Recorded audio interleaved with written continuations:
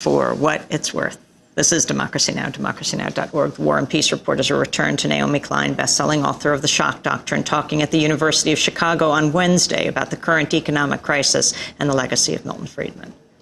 This process of measuring an elegant, perfect, beautiful, inspiring ideology against a messy reality is a painful process. And it's a process that anyone who has tried to free themselves from the confines of fundamentalist thinking, from ideological constraints, has faced.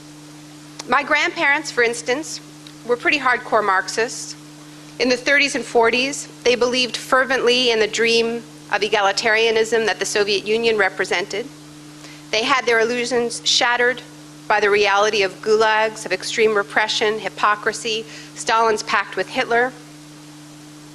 I bring this up because the left has been held accountable for the crimes committed in the name of its extreme ideologies.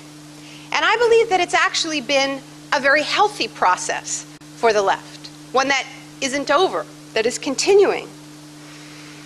But I think that the process of having to examine the unacceptable compromises that were made in the name of hard ideology, that they're paying off in the way the left today is being reborn and reimagined. You know, the most left-wing place on the planet at the moment is, interestingly enough, the first place where Chicago school ideology made that leap from the textbook into the real world, and that's Latin America. And that happened for a very specific reason, as you know. This, in the 1950s, there was great concern at the State Department about the fact that Latin America, then as now, as it seems to do, was moving to the left. There was concern about what they called the pink economists, the rise of developmentalism, import substitution, and of course socialism. And of course this was a concern because it greatly affected American and European interests, because the crux of the argument of import substitution was that countries like Chile and Argentina, Guatemala should stop exporting their raw natural resources to the north and then importing expensive processed goods to the south, that it didn't make economic sense, that they should use the same tools of protectionism, of state supports that built the economies of Europe and North America. That was that crazy radical idea. And it was unacceptable, so this plan was cooked up.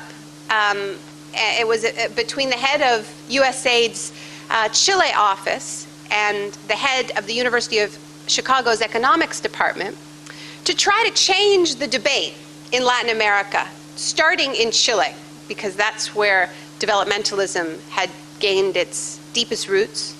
And the idea was to bring a group of Chilean students to the University of Chicago to study under a group of economists who were considered so extreme that they were on the margins of the discussion in the United States, which of course at the time in the 1950s was fully in the grips of Keynesianism.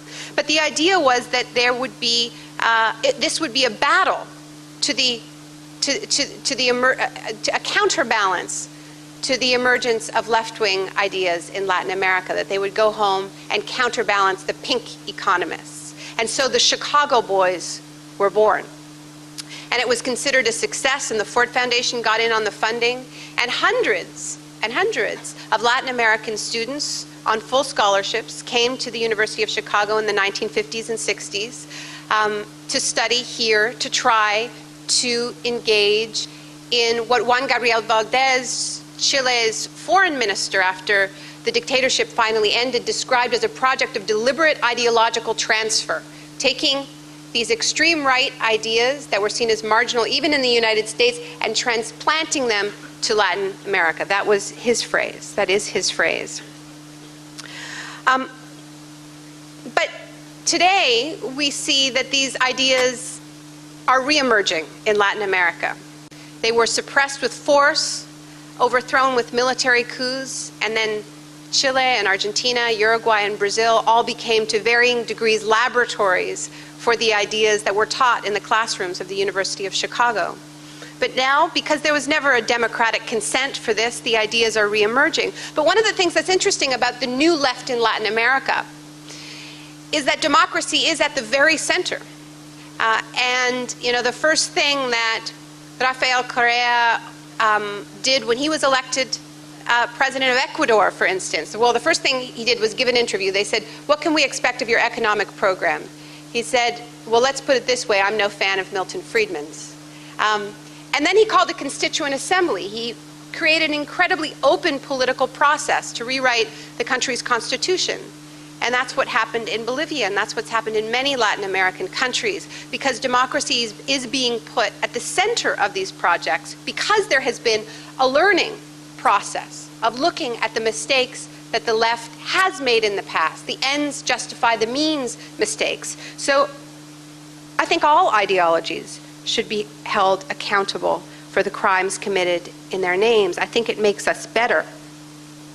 Now, of course, there are still those on the far left who will insist that all of those crimes were just an aberration. Mao, Stalin, Pol Pot. Reality is annoying, and they retreat into their sacred texts. We all know who I'm talking about. But lately, particularly just in the past few months, I've noticed something similar happening on the far libertarian right, at places like the Cato Institute and the Reason Foundation.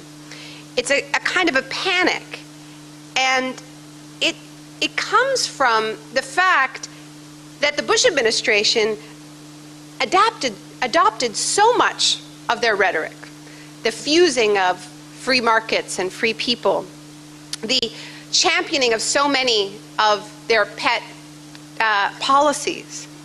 But of course, Bush is the worst thing that has ever happened to believers in this ideology, because while parroting the talking points of Friedmanism, he has overseen an explosion of crony capitalism. They treat governing as a conveyor belt or an ATM machine where private corporations make withdrawals of government in the form of no-bid contracts and then pay back government in the form of campaign contributions. We're seeing this more and more. The Bush administration is a nightmare for these guys, the explosion of the debt. And now, of course, these massive bailouts. So what we see from the ideologues of the far right, by far right I mean the far economic right, frantically distancing themselves and retreating to their sacred text, the road to serfdom, capitalism and freedom, free to choose.